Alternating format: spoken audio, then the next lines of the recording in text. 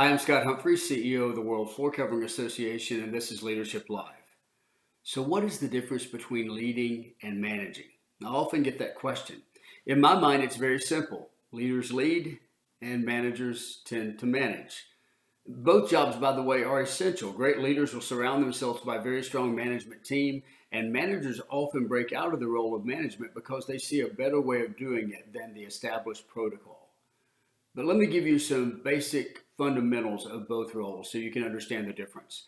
Managers tend to be process focused, where leaders tend to be people focused. Managers are following a protocol that is already established. Leaders are trying to get their followers to go with them into a new terrain, a new world where possibility is out there.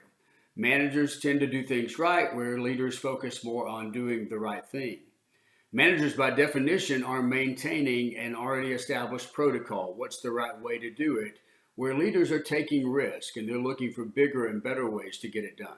From a visual standpoint, managers tend to push their people to do it a certain way, where leaders tend to pull their followers along. In essence, leaders are doers. They're not satisfied with simply thinking of a better way to do it, but they want to be involved in the action themselves. Charles Blondin is a great example of this. Charles Blondin was maybe the most famous tightrope walker of all time, but certainly in the middle 1800s and early 1900s, Blondin made his name on June 30th of 1859 when he stretched a cable 1,100 feet from the American side of Niagara Falls to the Canadian side of Niagara Falls. It was about 3¼ inches in diameter, and he publicized with his manager the fact that he would walk across from one side to the other, carrying nothing but a 45-pound bar to help weight him down. You can imagine the mist coming up on the cable, the winds that were created by that. There was a lot working against him.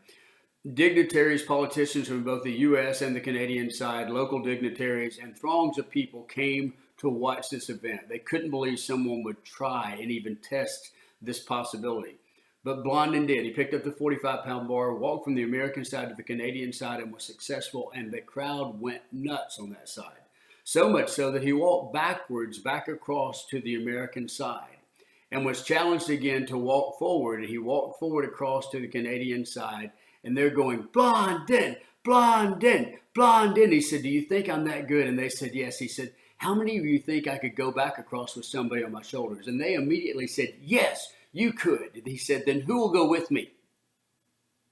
And there was sudden silence, because it's one thing to say you'll do something. It's another thing to actually commit. And Blondin was looking for a commitment. Finally, one person raised his hand. We found out later his name was Harry Colcord. He happened to be Blondin's manager. He didn't want to do it, but felt it necessary to maintain the name of his client and the reputation of his client. So he puts Colcord on his shoulders, picks up the 45-pound bar, and they begin to walk across. They're about halfway across, and the cable begins to sway fairly dramatically. Somehow he manages to put the bar down, takes Colcord off, puts him on the cable, and as they're swaying back and forth, he asks him a simple question. Do you want to live? And Colcord said, yes. And he said, then you are no longer Colcord. You are Blondin.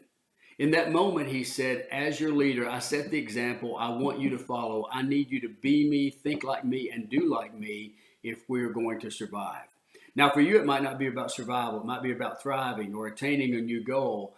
But for Blondin, it was. And so he gets the commitment from Colcord, puts him back on his shoulders, picks up the bar, and they basically run across back to the other side. Amazing feat. Turns out somebody had bet that he wouldn't make it back, and had cut the guide wires that secured the cable to the American side. He gets back and he has a new follower, somebody who doesn't simply promote him, but believes in him. Why? Because Colcord was willing to become like his leader. We need leaders who are focused on integrity, on ethics, on character, on new horizons and what's possible, who are willing to say, I want you to be like me. Not people that simply talk the talk, but people who do what needs to be done. In fact, Abraham Lincoln in 1864 cited Blondin, and he said, I am Blondin, pushing America's great values across in a wheelbarrow to the other side. He was simply saying that there is much about America that needs to be secured and maintained. And he said, but I am the one who's willing to take the risk to walk this type wire and get it across there. Blondin's legacy was so great that during his time, people would call themselves the Australian Blondin, the British Blondin, because they wanted his name associated with them. Oh, that we would have leaders whose name was of such value that they could stand up and people would say, I want to be that type of leader. I want their name, their character, and their integrity secured to me. I hope you seek to be that type of leader. Now go out there and lead.